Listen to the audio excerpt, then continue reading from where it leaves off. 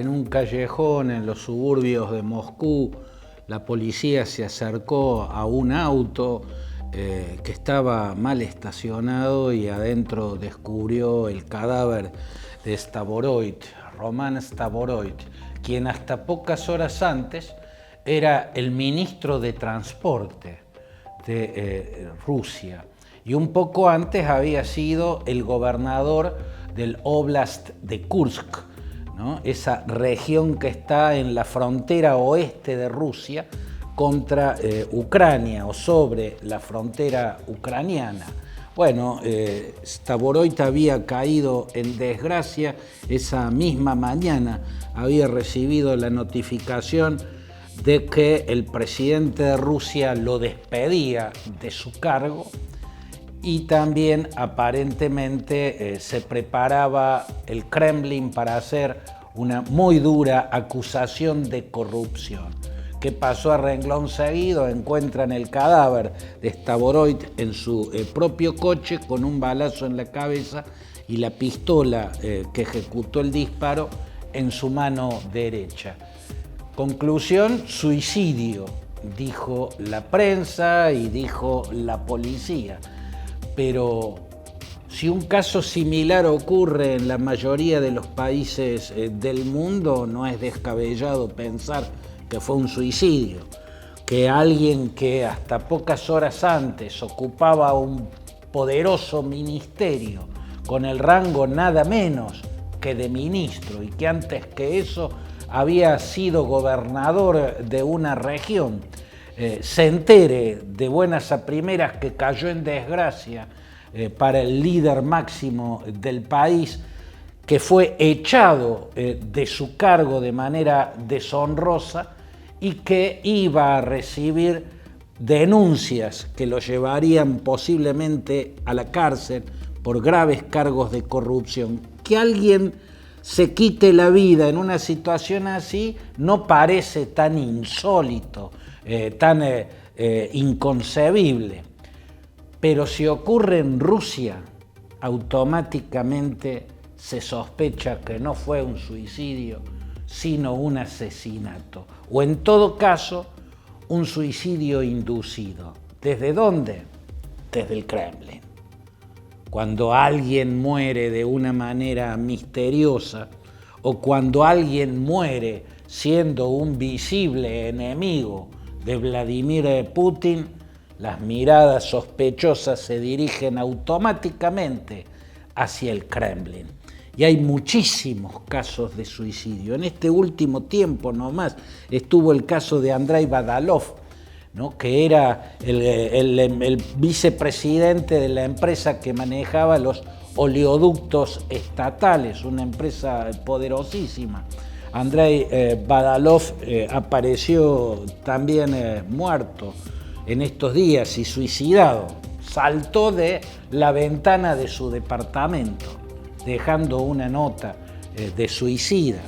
Un poquito antes está el caso de Vladislav Avayev, que era el presidente del Gazprom Bank, una de las instituciones financieras estatales más poderosas de Rusia. Avayev también apareció muerto con un disparo en la cabeza, el revólver asesino en su mano, luego de haber disparado también contra su esposa y contra su hija menor. 3 cadáveres, uno de ellos el del supuesto suicidio en el que nadie cree, en Moscú. Y hay tantos otros casos. Pavel Antonov era un poderoso empresario ruso que hizo una crítica fuertísima a la invasión rusa a Ucrania, que detonó esta guerra que ya lleva 3 años, y poco después cayó de una ventana del Hospital Central de Clínicas, el Moscú, un hospital gigantesco. Estaba internado en uno de los últimos pisos y de allí saltó Pavel Antov, el empresario poderoso que estuvo en las cercanías de Putin y que rompió con él cuando criticó la invasión a Ucrania y la guerra que se desató en consecuencia. Y habría muchos casos más, entre ellos el de Sklivarov, que era uno de los bailarines más célebres del ballet de San Petersburgo, y saltó también de una ventana altísima del edificio donde funciona el ballet de San Petersburgo. Skliarov era también un crítico de la guerra en Ucrania y por eso había caído en las listas negras del jefe del Kremlin.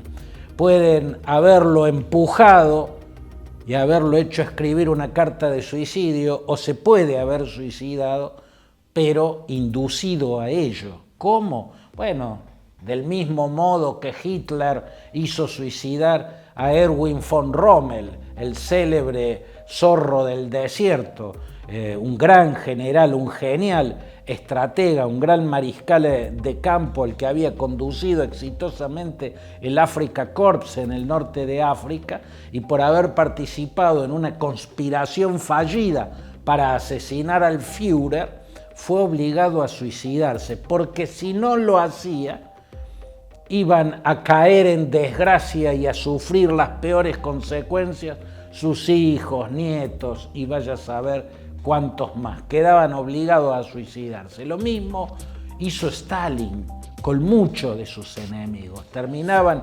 suicidándose.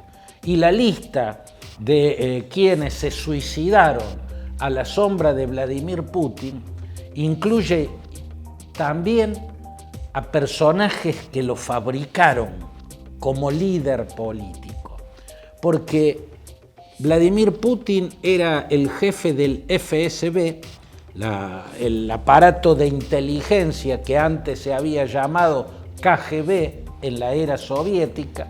El cuartel general seguía siendo el mismo, el edificio Lubyanka, un viejo y gigantesco edificio amarillo que está en el corazón de Moscú, y en el despacho principal de Lubyanka, cuando en la década de los 90, principio de los 90, era presidente Boris Yeltsin, estaba como jefe de los aparatos de inteligencia Vladimir Vladimirovich Putin.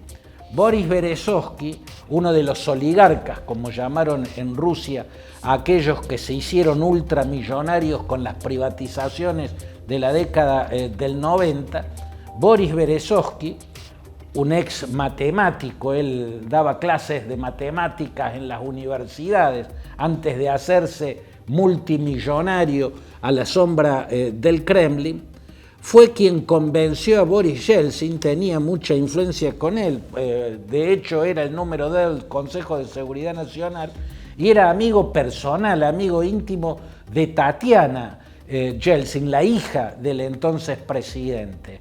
Lo convenció que necesitaba tener como primer ministro no a un blando demócrata como era Primakov, sino a un duro, a alguien que represente la reposición del orden, y sugirió a Vladimir Putin, el jefe del FSB, y fue y lo convenció a Vladimir Putin, y fue Berezovsky, Boris Berezovsky, quien lo convirtió en primer ministro. Y ese cargo fue la pista de despegue de Vladimir Putin hacia el poder absoluto que detenta ya desde hace décadas. Y cada vez crece y se concentra más ese poder. Boris Berezovsky luego se hizo crítico de Putin, rompieron su amistad, terminó exiliándose y terminó suicidándose en Londres. Le pongo comillas a suicidándose porque son demasiados los suicidados por Putin, ¿no? Él se ahorcó, Berezovsky, en una ventana de su mansión en el sur de Londres. En fin, los casos son demasiados y las muertes a la sombra de Putin no se limitan a los que se suicidan, también están los que mueren en supuestos accidentes, como el caso de Yevgeny Prigozhin, el dueño de la empresa de mercenarios Grupo Wagner, que se peleó por cómo se conducía la guerra en Ucrania, se peleó con Putin y terminó cayendo en el avión privado en el que se dirigía hacia Moscú. Y así tantos otros casos, el caso de Alexei Navalny, el más importante de los líderes opositores, que murió misteriosamente, un paro cardíaco, en la cárcel siberiana donde Putin lo había encerrado. Y hay miles de casos más, envenenados, suicidados, accidentados, en fin,